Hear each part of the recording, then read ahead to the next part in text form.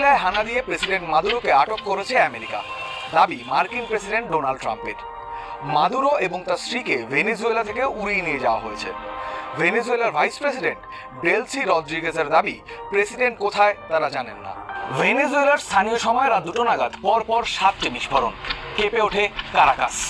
একাধিক হেলিকপ্টার উঠতে দেখা যায়, বেশ কিছু এলাকা বিদ্যুৎহীন হয়ে পড়ে। একে সাম্রাজ্যবাদী শক্তির হামলা বলে ভেনেজুয়েলাবাসীকে রাস্তার দখল নিতে আবেদন জানিয়েছে সরকার। দেশে জারি হয়েছে জরুরি অবস্থা। গত কয়েক মাস ধরেই আমেরিকা এবং ভেনেজুয়েলার চাপানুতর চলছে। ট্রাম্প প্রশাসনের অভিযোগ, মাদুরো সরকারের প্রত্যক্ষ মদতে আমেরিকায় মাদক পাচার করছে ভেনেজুয়েলা।